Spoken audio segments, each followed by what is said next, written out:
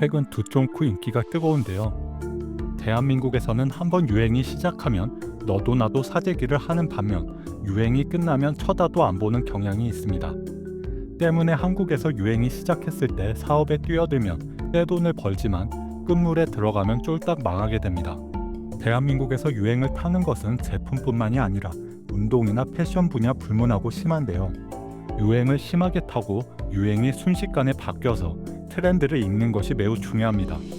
얼마 전까지 헬창 붐이 일어 연초만 되면 헬스장에 사람들이 붐볐지만 지금은 다들 러닝을 하느라 동네 헬스장들이 잇따라 폐업하고 있습니다.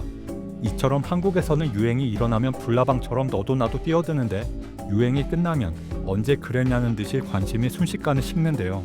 그럼 이번 시간에는 2011년부터 2026년까지 대한민국에서 유행했던 상품들을 정리해 보겠습니다. 해당 영상을 통해 다음에 유행할 아이템은 무엇일지 전망해 보시길 바랍니다. 해당 영상이 유익하다면 구독, 좋아요 부탁드립니다. 먼저 2011년에는 꼬꼬면이 유행했습니다. 꼬꼬면은 KBS 남자의 자격이라는 프로그램에서 라면 요리 대회에 출전한 방송인 이경규가 개발하고 팔도가 상품화한 닭고기 베이스 국물라면인데요. 당시 꼬꼬면이 시중에 나오면서 보름 만에 350만 봉지가 팔렸다고 합니다. 당시 국물이 하얗면서 매콤한 라면이 인기를 누리자 삼양에서도 나가사키 짬뽕이라는 라면을 출시했고 이 또한 큰 인기를 얻었습니다. 2012년에는 불닭볶음면이 등장했는데요. 불닭볶음면은 출시 직후부터 삼양식품을 대표하는 브랜드가 된 제품입니다. 불닭볶음면은 매운 라면의 대명사가 되었으며 한류 열풍으로 외국에서도 여전히 인기를 얻고 있는데요. 당시 농심과 오뚜기에 밀리던 삼양에 새로운 전성기를 안겨준 라면으로 불닭볶음면 덕분에 2010년 중반 5만원대였던 삼양식품 주가는 2025년 160만원대까지 치솟았습니다. 2013년에는 설빙이 큰 인기를 얻었습니다. 설빙은 여전히 한국을 대표하는 빙수 브랜드로 자리를 잡았는데요. 설빙은 부산에서 떡카페를 운영하던 정선희 대표가 만든 빙수 프랜차이즈로 빙수 위에 각종 과일과 떡을 올려 큰 인기를 누렸습니다. 같은 해에는 설빙과 비슷하게 아이스크림 계열이 인기를 끌었습니다. 설빙 인기와 함께 당시 벌꿀 아이스크림이 인기를 끌었는데 각종 카페에서는 아이스크림 위에 벌집 조각을 올려주는 상품이 인기를 얻었습니다. 2014년에는 허니버터칩 광풍이 불었습니다. 허니버터칩은 한국의 혜태제과와 일본의 가루비가 합작한 혜태가루비에서 출시한 달콤한 맛의 감자칩 제품이었는데요.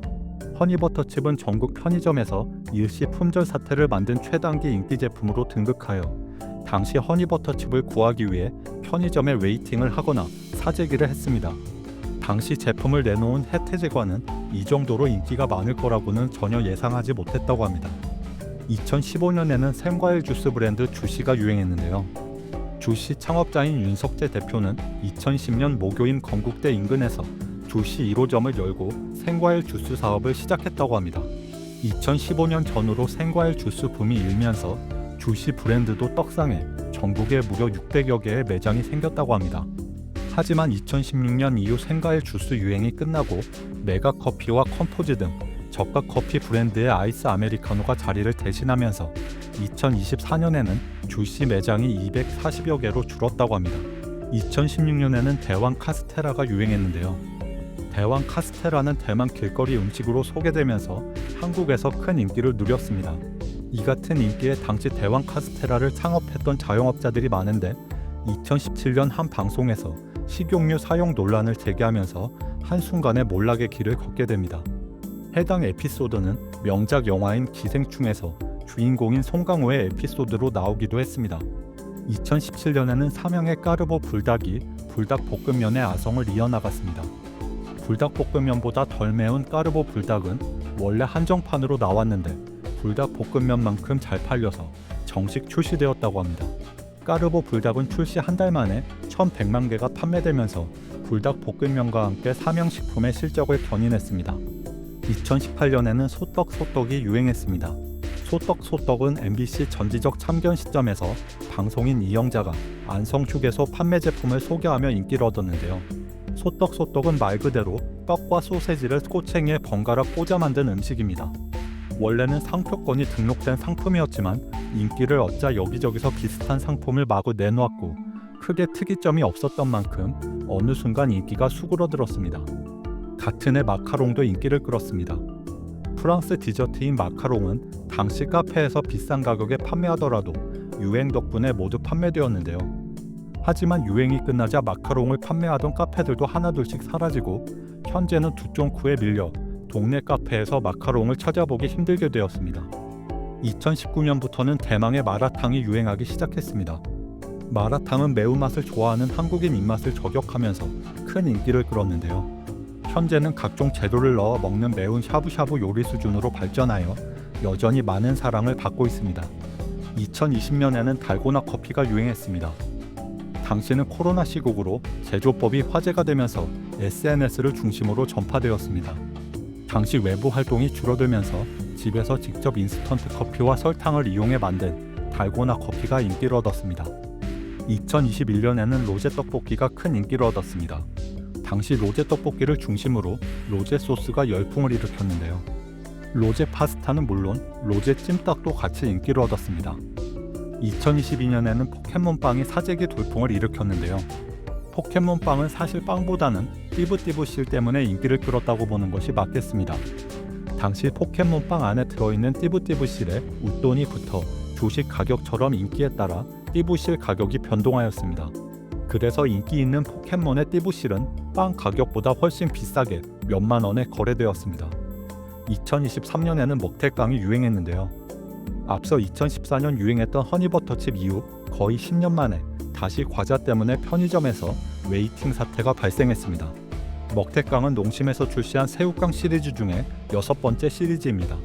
먹태깡은 출시 4일 만에 67만 봉이 팔렸고 2달도 안 돼 누적 판매 300만 봉을 돌파하며 전국적인 품귀 현상이 일어났습니다. 2023년에는 탕후루도 열풍을 일으켰습니다. 탕후루는 각종 과일을 막대기에 꽂은 뒤 설탕 시럽이나 물엿을 입혀 만드는 중국 간식인데요. 처음에는 한국인들에게 외면을 받았던 탕후루가 MZ 젊은 세대를 중심으로 관심을 얻으면서 탕후루 전문 프랜차이즈까지 우후죽순 들어섰습니다. 지금 보면 웃긴데 당시 탕후루가 너무 인기를 끌어 길바닥이나 쓰레기통이 끈적거려 사회 문제가 된다는 뉴스가 나오는가 하면 국정감사에 탕후루 프랜차이즈 임원이 소환되기도 했습니다. 하지만 이후 저당 트렌드가 유행처럼 번지면서 탕후루도 순식간에 자취를 감추게 되었습니다. 2024년에는 요아정이 인기를 끌었습니다.